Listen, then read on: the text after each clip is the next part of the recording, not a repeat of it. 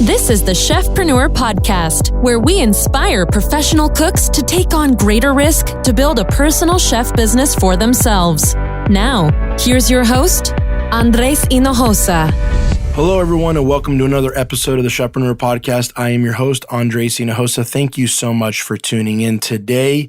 We have a great podcast lined up for you guys. Again, I wanted to say thank you so much for all of the support that we receive for the podcast. It's really incredible to see how many people it's impacting.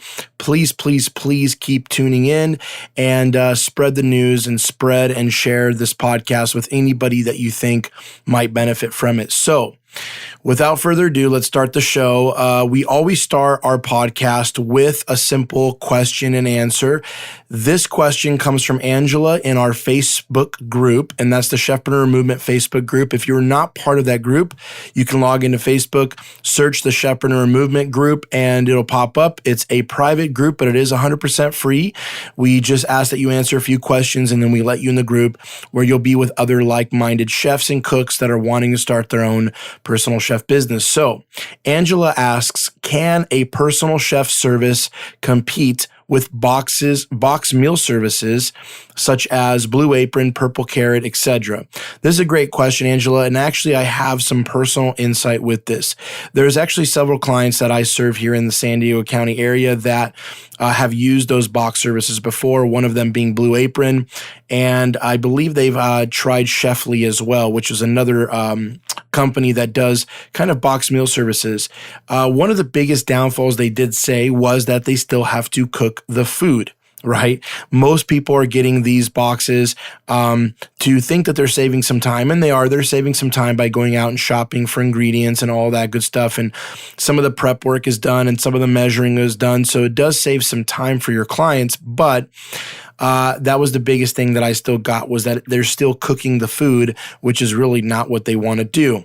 The second biggest complaint I found from the several clients that have used these box meal services have been that the boxes are insane and the packaging, there's tons of packaging in this thing. One of my clients said that, I don't remember what company it was from exactly, if it was Blue Apron or another company, but they said that there was so much basically like wasted space, as well as tons of styrofoam and boxes and all types of things to keep everything cold.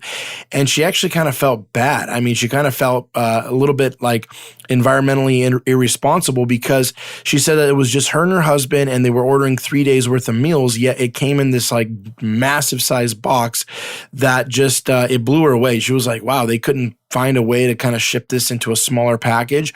And she kind of got turned off by that, to be honest, because she's like lugging around this big box inside the house, and you're opening tons of these little things inside, and you're just literally having to go to the recycle bin and just kind of break down all these boxes. So, I think the biggest thing that we're trying to save our clients to do, especially when we're doing kind of like a weekly meal service, which is what you would be doing in place of those box meals, is by saving them time and giving them healthier food.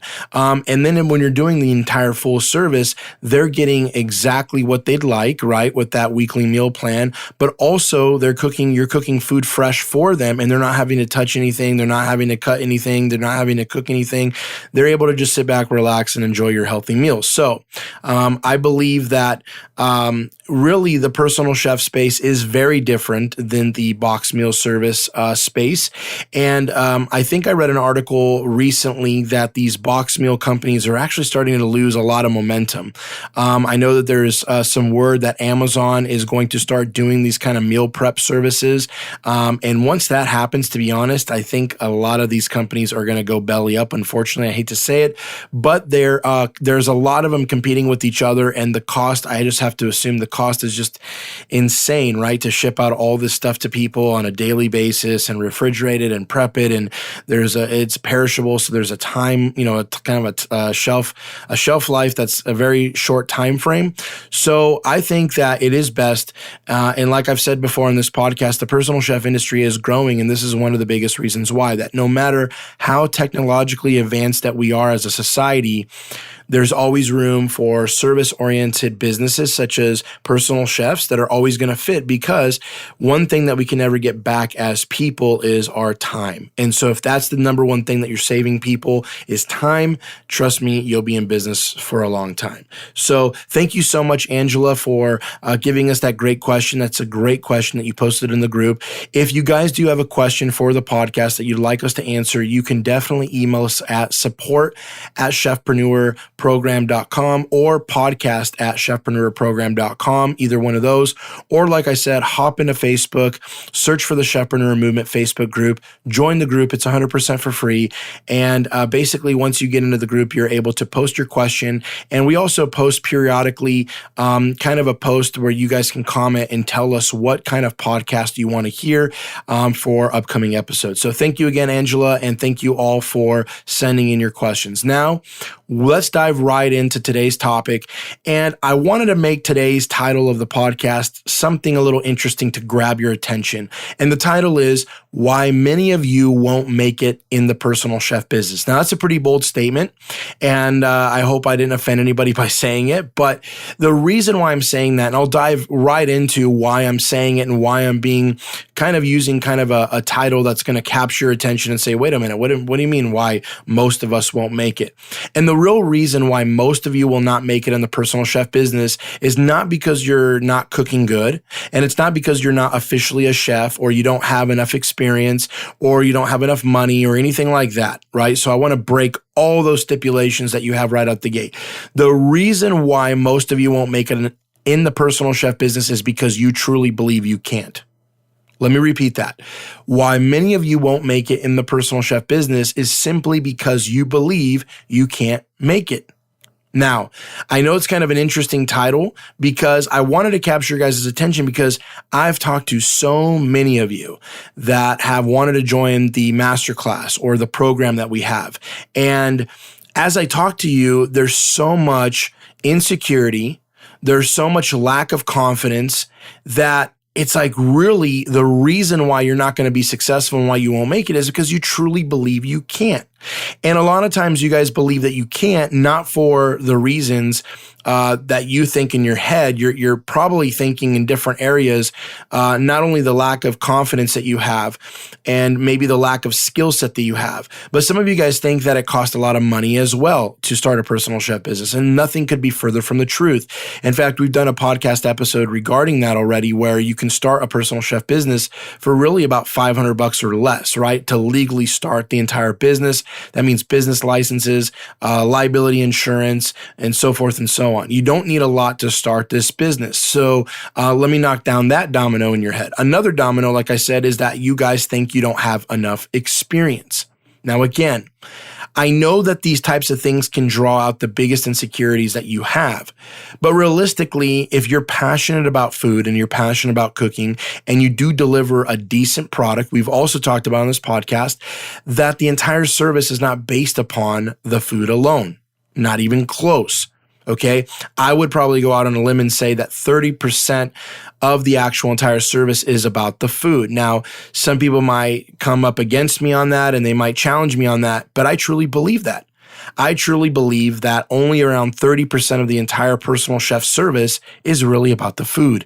The rest of it is about solving the client's problems and what those problems are and figuring those out. And if you can solve them and you can communicate that with your customers and your clients extremely well, realistically, yes, you still have to, like I say before on the podcast, as a mechanic, you still have to fix the car, right? But realistically, the entire experience that you give them from the start to the finish makes up the entire value of the service. It's not just the cooking.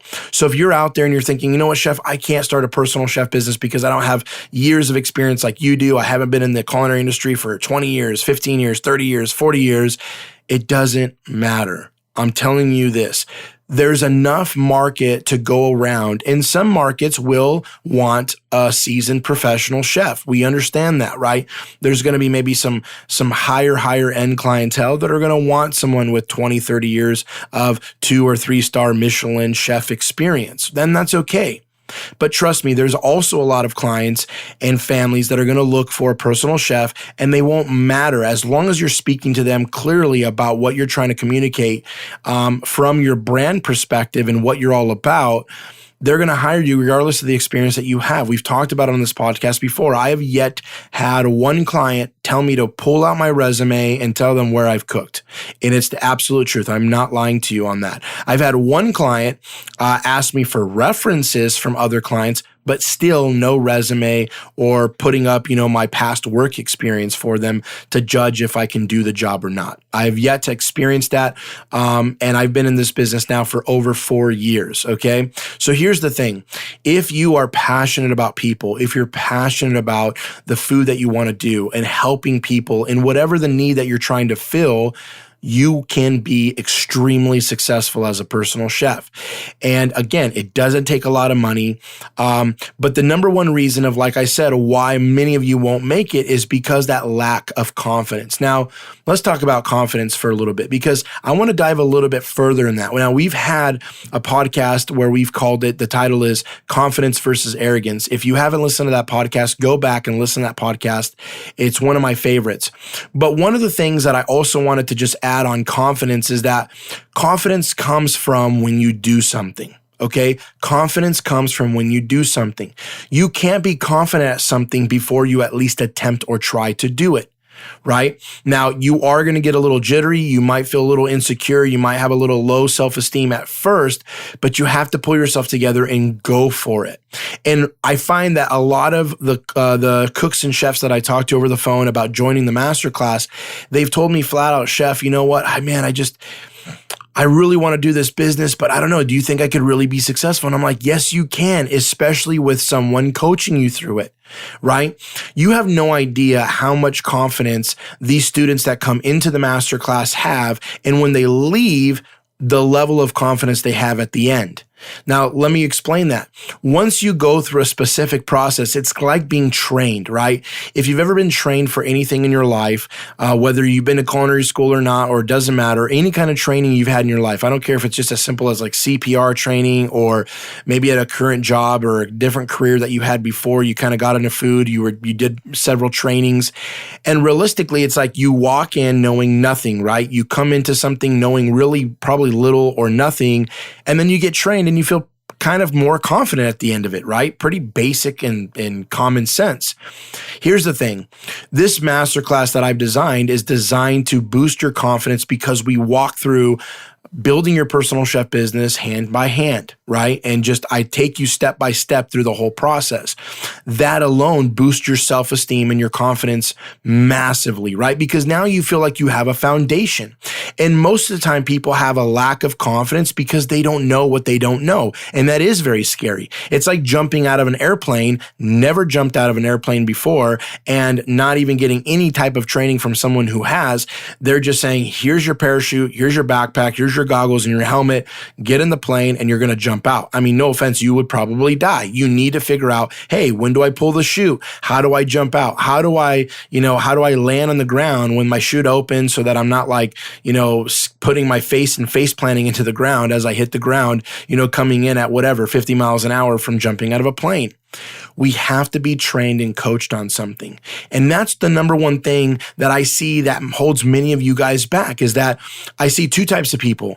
Number one, I see extremely ambitious people that are ready to rock and roll, and they're going for it. And they're going for it without any coaching, without anybody by their side. They're just going to figure it out on their own.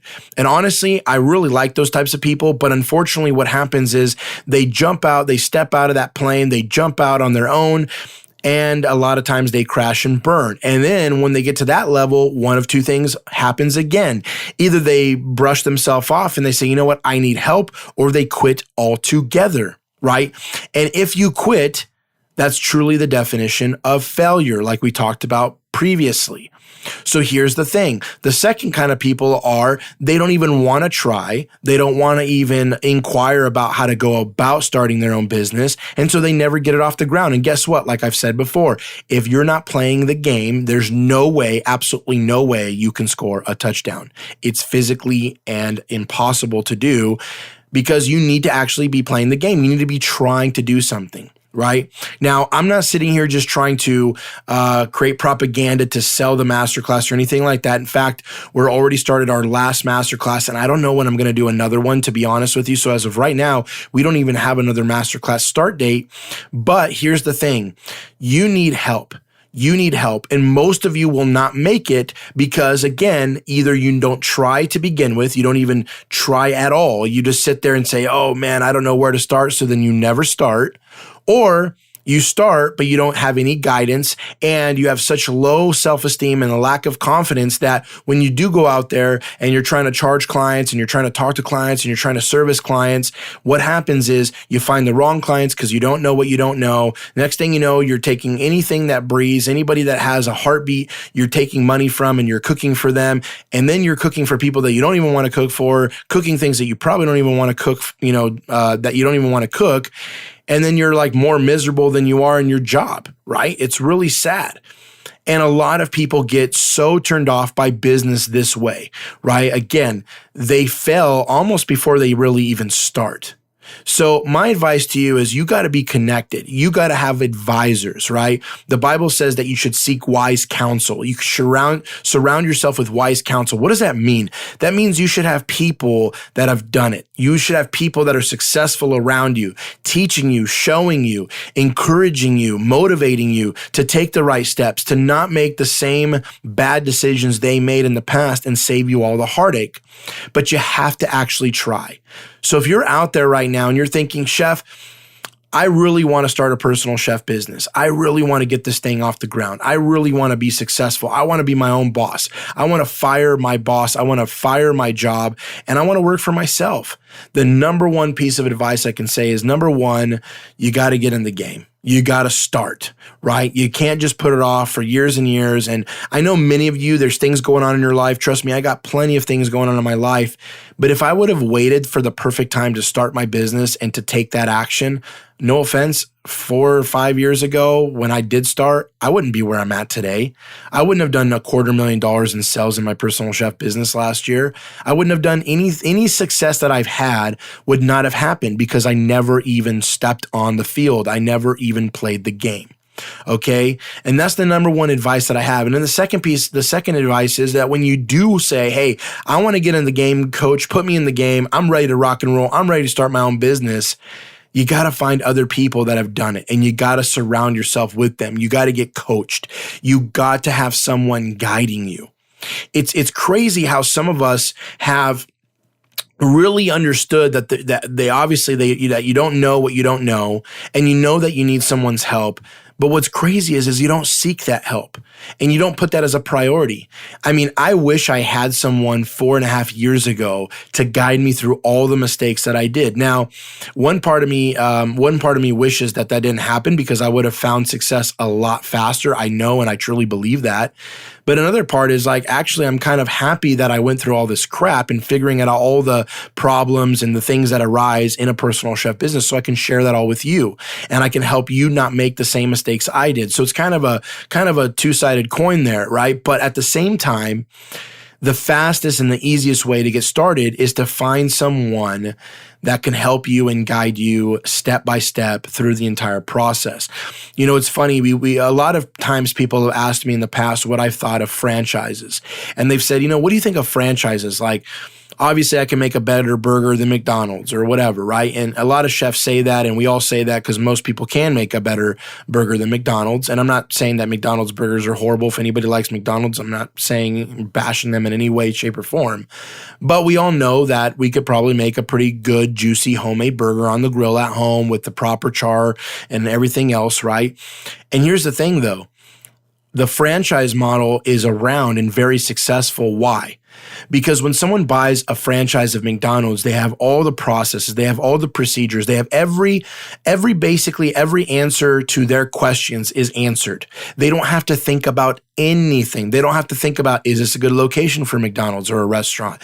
How do I hire staff? What do I look for? What are the job responsibilities of the person who's at the counter? What's the job responsibilities for the person who's at the drive-through window? Like, they have everything down to the T. They are one of the best at processes and procedures. procedures. This is why franchise models are so attractive to real business investors or owners, because it's like you cut out everything, all the garbage and all the headache and all the questions that you have to figure out on your own. The work is done for you. You pay money, you come in, and you basically follow a system and a process. It's the same thing with a training. It's like you invest in a training, you come in, and then you'll learn from someone who's done it, and they take you step by step, and you don't make the same mistakes, and they're there to guide you and coach you. And guess what? Next thing you know, 3 months later, you have a successful personal chef business and you're up and running. And I've said it before when I've talked to a lot of people on the phone when they're looking to invest in the masterclass. And it's amazing how most people will invest over 40 or 50 grand in college, right? Like in a university, sometimes even per year, 30, 40 grand a year. They come out with a bachelor's degree with $130,000, $140,000 in debt. And they're waiting tables at the restaurants I used to work at. And I'm not saying that nothing is bad about, higher education or anything like that. What I'm saying is though, is that it's funny how the investment comes from someone, like the best investment you can make is from someone who's been there and done that. And so it's incredible if you would take that same investment and that same motive and say, you know what, I'm going to invest in myself. I'm going to actually play the game. I'm going to invest in myself, and I'm going to try to learn from someone who's done it. It's vitally important to do that. So again, going back to the 2 steps. Number 1, you got to play the game. You got to step out and you got to actually do it. You can't score a touchdown if you're not in the game. Number 2, learn the game from someone who's done it. Try to follow what they're teaching you, right? Try to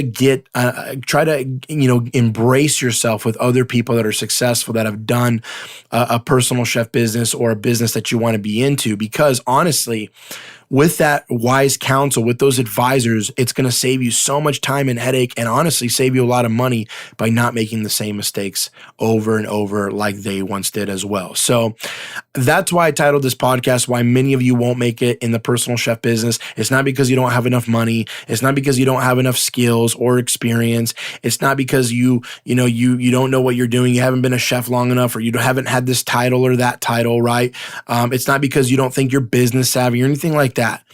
The number one reason is because you're holding yourself back and you don't believe in yourself enough to take that step and actually get on the playing field, score that winning touchdown for yourself, and build something that's your own and put your future in your own hands. So anyway, that's the podcast for today. I hope you guys enjoyed it. Listen, I'm here to motivate, educate, and inspire any chef or cook that's ready to take a stand for their personal freedom by breaking the chains of a kitchen job and building their own empire. Now, check this out. I believe truly the future is yours and you could put it into your own hands. Hey, we have a free web class that we'd love to offer you. If you go to the chefpreneurwebinar.com, that's the chef, Preneur, webinar.com. You can sign up for our free web class where we're going to teach you how to start a personal chef business for $500 or less. And again, it doesn't matter how much experience, how many years you've been in the industry. Also, make sure to subscribe to our YouTube channel. A lot of you guys are finding this podcast on YouTube, but if you haven't subscribed to our YouTube channel, get on YouTube and just search Chefpreneur. That's Chef, Preneur. You'll see our channel there. Make sure you subscribe and make sure you click on the notifications so that every time a new podcast is uploaded, you're there and you're getting that feed directly into your inbox. Also, find us on Facebook by searching the Chefpreneur Movement. Again, join the Chefpreneur Movement Facebook group. If you've thought about starting a personal chef business of your own, or you want to be, or you have a business already and you want to be with other like-minded chefs that are doing it, like I just said, surrounding yourself with those wise advisors, people that are already doing it, people that have done it, go ahead and search us on Facebook by typing in the Chefpreneur Movement. It's the Chefpreneur Movement Facebook group. It's completely free to join. We will ask you a few questions. It is a private group, but it's 100% free. You answer a few questions and then we approve you. You'll be right in the group. So again, thank you so much for tuning in today's podcast. I can't wait to talk to you guys next week on another episode next Wednesday. So hope you guys all have a great rest of your week. Enjoy it. Take care. Talk to you soon. Bye-bye. Thank you for listening to the Chefpreneur podcast, where we want to educate, motivate, and inspire as many chefs to become their own boss. Please subscribe to the podcast and join us every week to be part of the movement. To sign up for our free online web class, visit thechefpreneurwebinar.com.